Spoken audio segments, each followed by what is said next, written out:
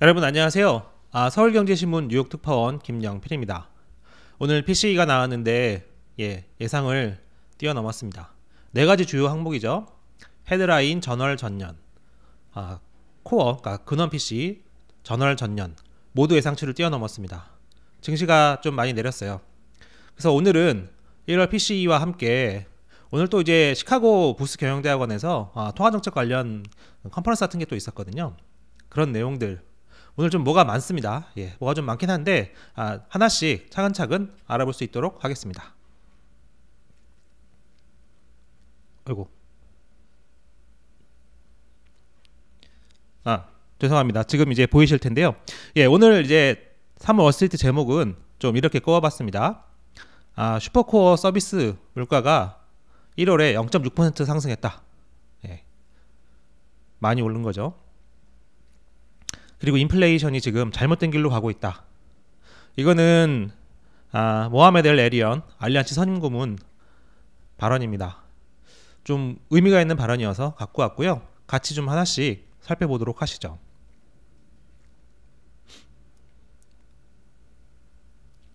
이거는 이제 로라타 메스터 클리브랜드 연방준비은행 총재 사진이고요.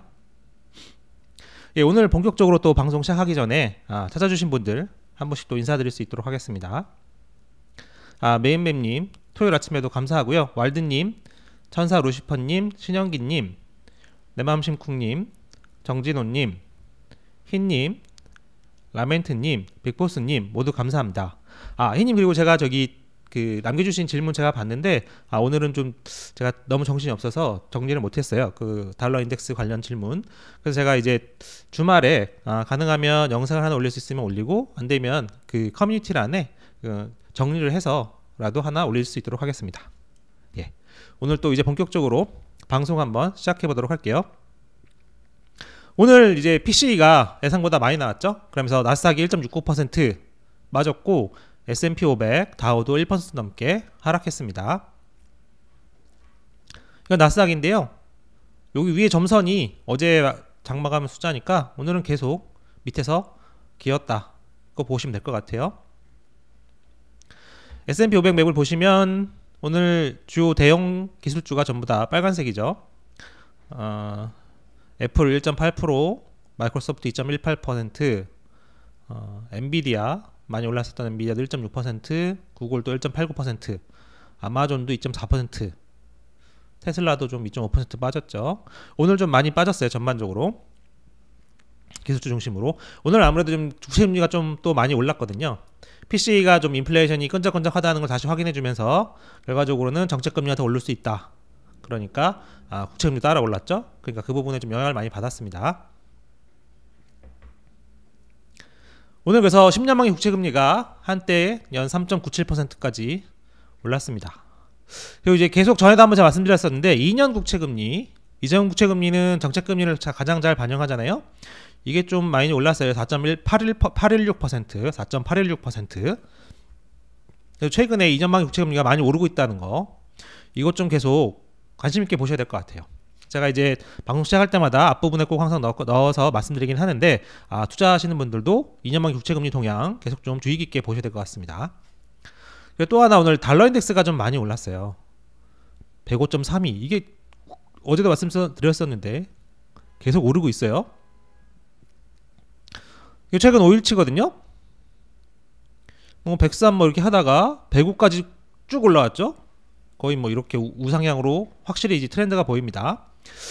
그래서 이제 달러 인덱스 아무래도 이제 미국 정책금리가 더 올라갈 거다. 그렇게 되다 보니까 정책금리에 대한 그 우려, 이것 때문에 10년 만기 국채금리, 미국 국채금리가 또 상승하고 달러도 강세를 보이는 거죠. 이게 그래서 요 트렌드가 당분간은 조금 갈 수 있을 것 같습니다.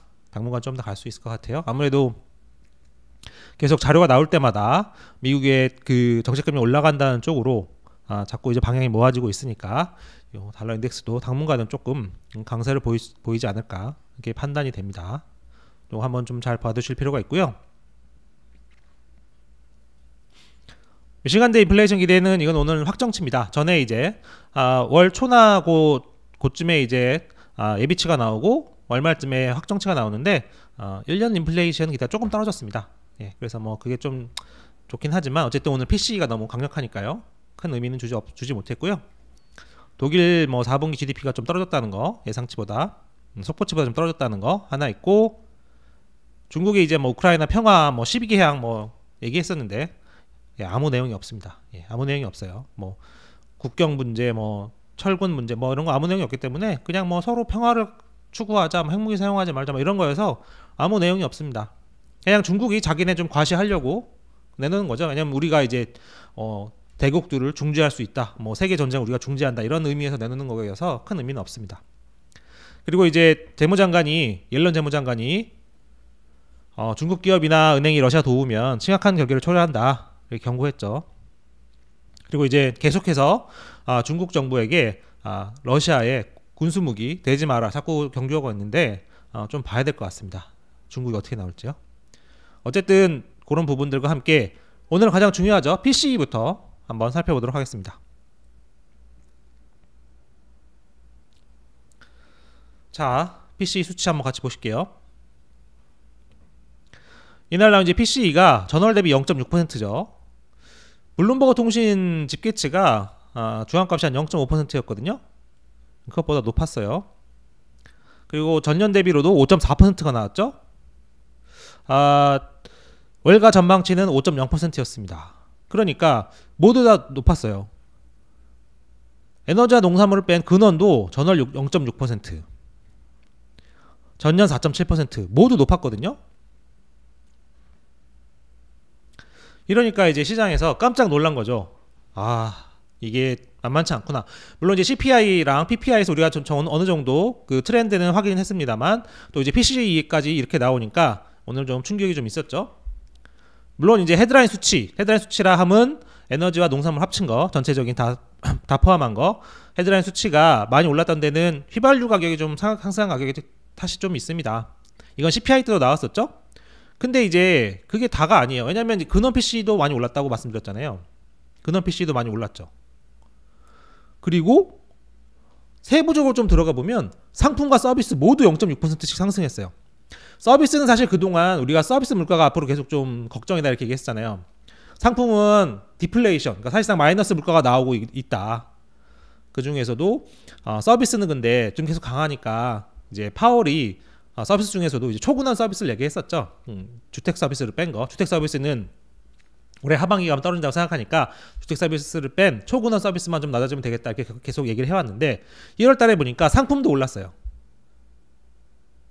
상품도 크게 올랐고 서비스도 계속 강세를 유지하고 있고, 물론 이제 소매 판매에서 1월에 강하다, 상품 소비가 강하다는 게 입증은 됐었지만 어쨌든 실제로 PC를 까놓고 보니까 전반적으로 상품 소비도 강하고 서비스 소비도 강하고 소비는 전체적으로 강하고 이렇게 되는 거죠. 이렇게 되니까 모하메드 엘 에른이 이렇게 얘기를 합니다. 헤드라인 수치가 잘못된 방향으로 하고 있다. 그 근원 숫자는 끈적끈적하다. 한마디 더 했는데 어제 이제 JP 모건 체이스 다이먼 CEO의 말을 이어서 금융시장이 연준이 인플레이션 하기까지 낮출 수 있을지 의심하기 시작했다 이렇게 얘기했습니다. 다이먼 CEO의 말을 한 번 더 받아서 얘기하는 걸 수도 있는데 계속해서 시장에서 이런 우려가 나오는 거죠. 결과적으로 이렇게 볼 수 있는 거죠. 서비스만, 그 중에서도 서비스만 좀 초근원 서비스라고 하는데 그런 것만 좀 더 이제 둔화하면 되겠다고 생각을 해왔었는데 이거는 웬걸 상품도 다시 반등한 겁니다. 마이너스에서 플러스로요. 그러니까 이제 고민들이 많아지는 거죠. 그리고 하나 더 보시면 이 슈퍼코어 서비스, 근원 서비스에서 주택 서비스를 뺀 슈퍼코어 서비스도 중요합니다. 작년 12월 한 0.32% 상승이었었는데 이번에는 0.6%가 나왔다고 합니다. 그러니까 거의 2배 가까이 높아진 거잖아요. 이러면 연준이 할 말이 없는 거죠. 이게 쉽지 않구나, 계속해서 금리를 올려야 되겠다 이렇게 가게 되는 거죠. 그래서 상품과 슈퍼코어 서비스 물가가 빠르게 상승하고 있다. 소비도 늘어나고 있다. 이건 인플레이션의 나쁜 소식일 수밖에 없다. 소비가 계속 증가하는 거는 결국 물가가 올리는 요인이니까요. 수요가 많아진다는 얘기니까. 소비가 많다는 건 수요가 많다는 거니까 결과적으로는 물가가 올리는 요인이 되겠죠. 그러니까 이대로라면 연준이 기준금리를 5.25% 이상으로 올려야 할 수 있다. 충분히 가능한 얘기죠. 말씀드렸지만 소비가 크게 늘었다는 거. 결국은 이제 소비 증가, 물가 상승 다 맞물려 있잖아요. 그러니까 이게 이 결과적으로 이렇게 되면 노동시장 둔화 없이는 물가를 낮출 수 없겠다 이런 생각이 가능하게 되는 겁니다. 이게 지금 계속 작년 말만 해도 이 서비스만 좀 둔화하면 되겠다. 특히 그 중에서도 초근원 서비스만 둔화하면 되겠다 생각을 했는데 올 들어서 상품도 다시 살아나는 거죠.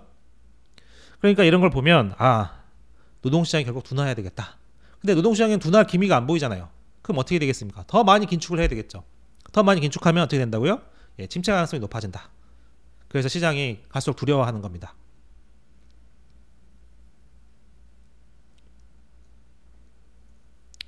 그래서 오늘 시카고대 보스 경영대학원에서 뉴욕에서 이제 통화정책 포럼을 했어요. 뭐 초청받아야만 갈 수 있는 자리긴 한데 거기에 이제 보고서가 하나 나왔죠. 뭐 유명한 사람들이 했습니다. JP 모건 체이스의 마이클 페롤리, 월가에서 유명한 사람이죠. 뭐 프레드릭 미슈킨 전 연준 이사, 뭐 뉴욕대 뭐 이제 커뮤니티 셔널 교수, 이런 사람들이 오늘 이 포럼에서 발표라고 할 수 있죠. 보고서를 하나 내놨는데 경기 침체 없이 중앙은행이 디스인플레이션을 만들어낸 사례를 발견하지 못했다. 다시 한번 얘기한 겁니다. 자기네들 시뮬레이션 해본 결과 연준이 2025년 말까지 인플레이션 목표를 달성하려면 상당한 추가적인 긴축이 필요하다. 기준금리가 올 하반기 5.6%를 기록한 뒤 6%에서 6.5%에서 최종금리를 기록할 것이다. 이 얘기는 잘 보시면 최악의 상황이 되면 기준금리가 6.5%까지 갈 수 있다. 이런 겁니다. 물론 이 사람들의 말이 다 맞는 건 아니에요. 근데 이제 이렇게 보는 사람들이 늘어나고 있다. 이 부분이 중요하겠죠. 그리고 그 사람들 제시하는 숫자가 6.5%까지 나왔다는 거.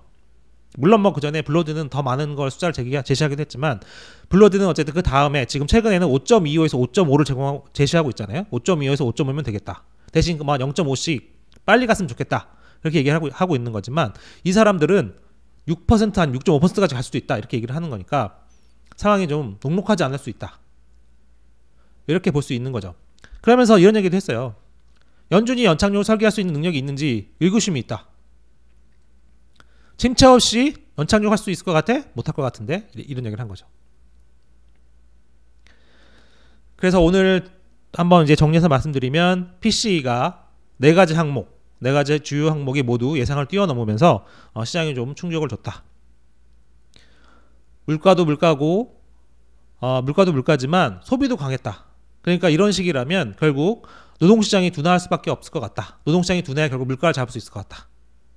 그러려면 상당한 긴축을 해야 될 것 같다. 그리고 정말 이 정도가 계속되면 침체 없이는 안 될 것 같다는 얘기도 오늘 다시 한번 나왔다. 그렇게 보시면 될 것 같아요.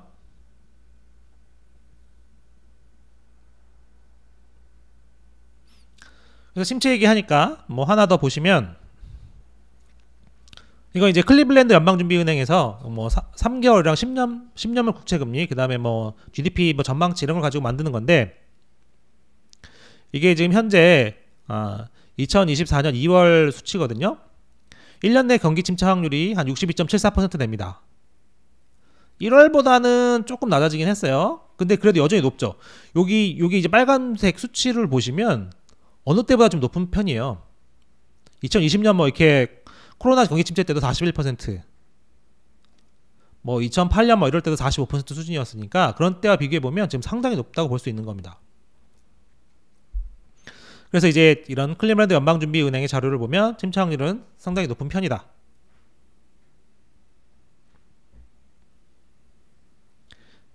그리고 하나 더 볼게, 같이 한번 보실게요.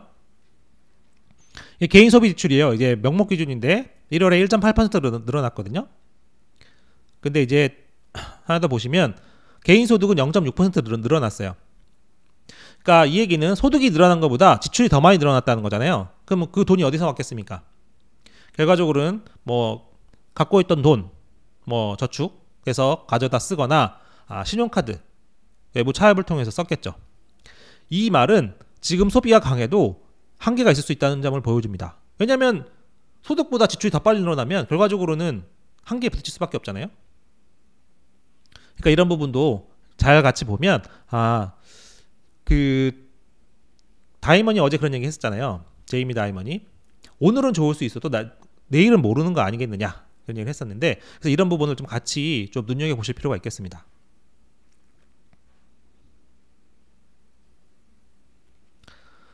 근데 이제 또 너무 좀 과도하게 또 우리가 보면 안 되잖아요. 일단 그래서 양쪽을 좀 균형 있게 보려면 모두가 그럼 6% 이상을 생각하고 있는 건가 한번 또 봐야 되겠죠. 근데 이제 오늘 이제 그 시카고 경영대학원 자리에서 필립 제퍼슨 연준 이사 그리고 이 사람이 좀 이제 반대 토론에 나선 거거든요. 그래서 이제 그런 자료에 대해서 옛날과 지금은 인플레이션 상황이 다르다. 그리고 옛날에는 그 연준 인사들 그리고 연준이 신뢰도가 적었었지만 지금은 신뢰도가 더 많이 있기 때문에 그 정도의 과도 긴축은 필요 없을 것 같다. 그런 식으로 얘기를 했어요. 콕 집어서 뭐 몇 퍼센트를 해야 된다 그런 건 아니었지만 예전과 지금은 다르다. 그렇게 심하게 볼 필요는 없다. 물론 인플레이션 천천히 내려올 것 같다.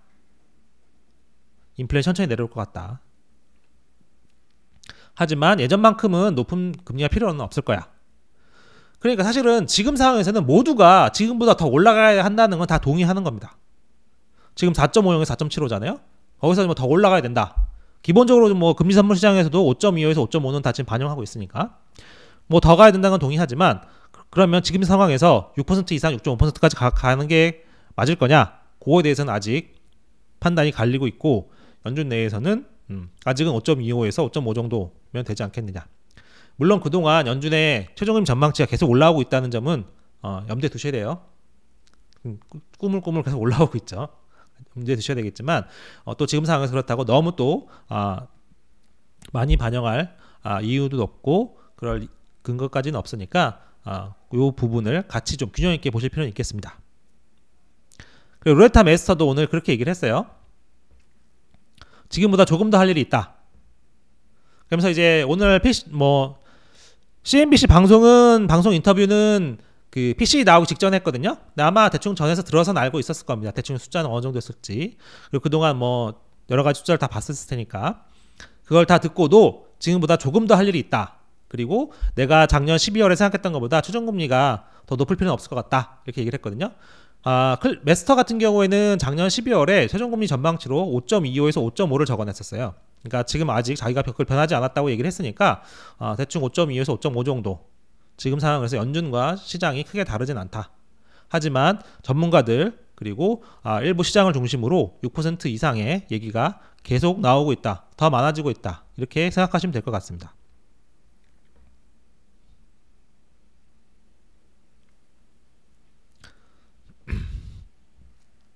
그래서 금리 선물 시장도 비슷하지만 근데 다만 오늘 조금 더 볼 부분은 3월에 0.25 한다. 그리고 최종금리는 5.25에서 5.5다. 오늘 CME 페드워치 보면 이 큰 틀은 변하진 않았어요. 6월에 5.2에서 5.5를 찍을 거다. 이 큰 틀은 변하지 않았습니다.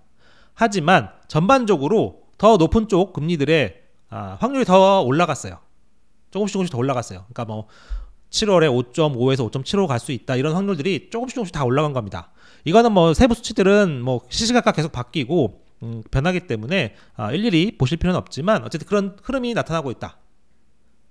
큰 틀에서는 3월 0.25, 6월에 5.25에서 5.5가 최종금리. 이 큰 틀은 변하지 않았지만 오늘 이제 또 PC가 나오면서 전반적으로 더 높은 쪽으로 확률들이 조금씩 올라갔다. 예를 들면 5.5에서 5.75 확률이 전에는 뭐 예를 들면 5%였으면 그게 뭐 7%가 되는 식으로 이런 식으로 전반적으로 조금씩 다 올라갔다. 그런 부분이 있다는 점 보시면 좋을 것 같아요. 침체는 제가 아까 말씀드렸지만 침체 우려가 다시 결과적으로 더 높은 금리, 더 오래가는 금리, 그럼 침체 우려가 많아질 수밖에 없죠. 그래서 이제 아까 그 시카고 경영대학원 발표에서도 침체 없이 디스인플레이션 한 적이 없다. 이런 얘기 다시 나왔다고 말씀 전해드렸었는데 연준 내에서는 여전히 할 수 있다. 침체 없이 물가 잡을 수 있다. 이렇게 얘기했다는 거.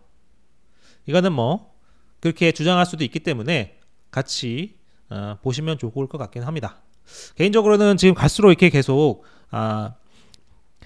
기준금리 전망치가 올라가고 그 기간이 더 자꾸 늘어나면 늘어날수록 침체 확률은 조금씩 더 커질 수밖에 없다. 그렇게 생각은 하고 있습니다. 하지만 이게 어쨌든 데이터에 달려있는 거기 때문에 상황은 좀 더 볼 필요가 있겠죠.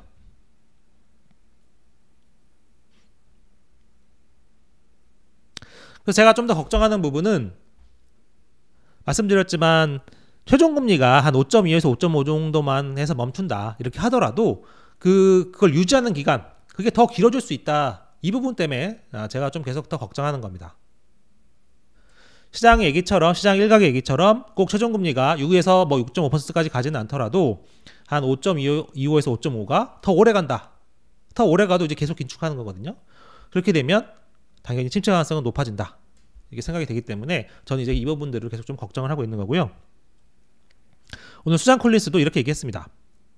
긴축 시간이 좀 더 늘어날 것 같다. extended time. 이렇게 좀 얘기를 했어요. 그러니까 충분히 이게 가능하다는 거죠.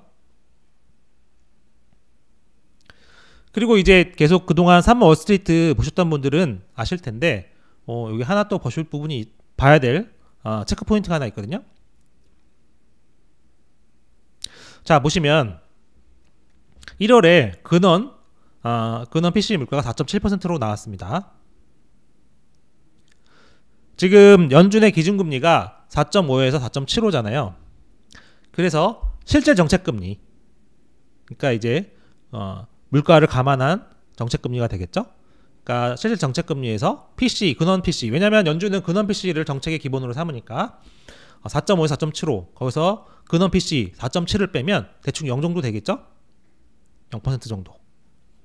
이걸 다시 한번 왜 말씀드리냐면 이제 드디어 실제 정책금리가 0%에 도달했다. 이제 기억하실지 모르겠는데 뉴욕 연방준비은행의 윌리엄스 총재가 월스트리트저널 인터뷰에서 그런 얘기를 해준 적이 있어요. 이 부분은 제가 좀 집중적으로 몇 번 다뤄드렸었는데 실제 정책금리가 플러스가 되는 게 중요하다. 그래야 정말 긴축하는 걸로 가는 거다. 그러면서 플러스 수준이 1.5%포인트 정도 돼야 된다. 이런 얘기를 한 적이 있어요. 그래서 지금 그 전까지는 계속 마이너스였어요. 물가가 너무 높으니까. 그리고 기준금리는 낮았으니까. 근데 이제 이번에 드디어 이게 0 거의 이제 플러스로 갈 수 있는 기반이 만들어졌다는 거죠. 3월에 어쨌든 근원 PC가 좀 더 떨어진다고 생각을 하고 어쨌든 근데 최소한 0.25는 오를 테니까 0.25 오르면 플러스 항목이 좀 더 커지겠죠. 지금은 제로지만 다음 달에 예를 들면 지금은 제로잖아요. 다음 달에 기준금리를 0.25 올리고 근원 PC가 뭐 하나도 안 변했다고 하더라도 그러면 플러스 0.25가 되겠죠. 대신 근원 PC가 0.1이 떨어졌다면 0.35 플러스가 될 겁니다. 요거는 이제 이해하실 수 있을 것 같은데 그런 식으로 1.5%까지 가면 충분히 긴축적이다. 그 정도가 되면 그 금리 인상이 끝날 수 있는 수준이 되는 거거든요. 그래서 앞으로 어쨌든 5.25에서 5.5까지 가면 뭐 상당히 더 0.75 이상 금리를 또 올릴 수 있는 거기 때문에 기준금리는 그만큼 올라가고 인플레는 떨어지고 그러니까 기준금리는 그만큼 계속 올라가고 인플레는 떨어지고 그럼 요 사이가 이제 그 갭이 될 텐데 요 차이가 많이 이제 플러스 영역을 진입을 하겠죠.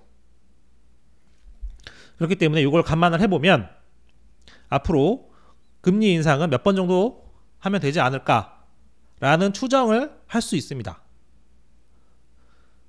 다만 인플레이션이 빠르게 안 떨어진다면 더 많이 올리는 것보다는 더 오래 가면서 이거를 긴축을 더 오래 가져갈 수 있다. 물론 인플레이션이 거의 안 떨어지면 기준금리를 더 올릴 수밖에 없어요. 이만큼 더. 그래야 이제 이게 플러스 항목이 계속 생기지 않겠습니까? 그래서 지금 상황에서는 조금만 더 있으면 어쨌든 이 플러스 1.5 근처까지 갈 수 있기 때문에 금리 인상은 몇 번 정도 더 남았다고 생각하는 게 지금 상황에서 합리적이다. 하지만 인플레가 빨리 안 떨어진다고 생각하면, 빨리 안 떨어지면 결과적으로는 최종금리를 더 높여서 그 실제 정책금리의 폭 플러스 1.5까지 갈 수밖에 없겠다. 그래서 최종금리가 더 높아질 수 있는 가능성이 있는 거다. 그렇게 좀 설명을 드릴 수 있겠습니다. 이 부분이 좀 잘 이해가 되시면 좋겠는데, 예. 제가 한번 요거는 댓글에 한번 제가 정리를 해서 다시 한번 또 올려놓을 수 있도록 할게요.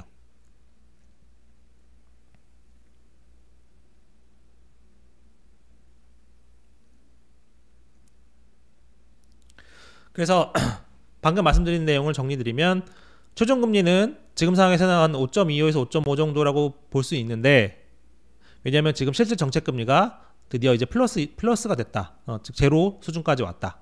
그래서 앞으로는 그 실질 정책금리가 더 많이 플러스가 될 텐데, 이렇게 되면 더 긴축적으로 가게 된다. 그래서 앞으로 금리를 몇 번만 더 올리면 충분히 목표에 도달할 수 있지 않을까 생각이 드는데, 인플레이션이 빨리 안 떨어지면 결과적으로는 최종금리를 더 올릴 수밖에 없다. 그래서 더 높은 최종금리도 배제하면 안 된다. 이런 얘기였습니다. 그래서 시장 반응을 제가 조금 더 말씀드릴게요. 지금 이제 인플레이션과 1월 랠리 이후에 대한 시장 평가, 기업 어닝 등을 종합해보면 주식이 추가로 상승할 여지는 거의 없다. 거의 없다. 이런 얘기가 있었고, 크리스 아칼렐리는 고객들한테 공격적으로 나가지 말라. 이렇게 조언하고 있다고 합니다.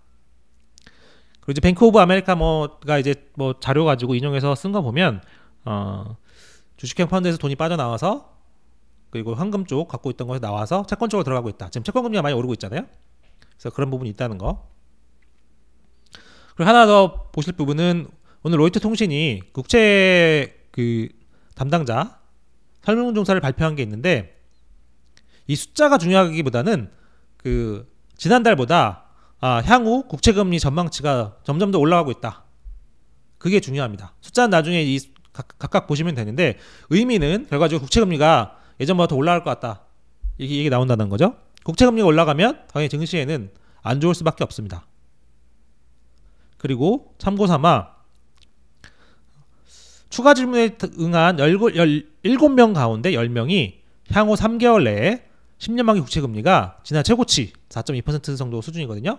를 다시 기록할 수 있다고 답했다. 이것도 참고삼아 보시면 좋겠습니다.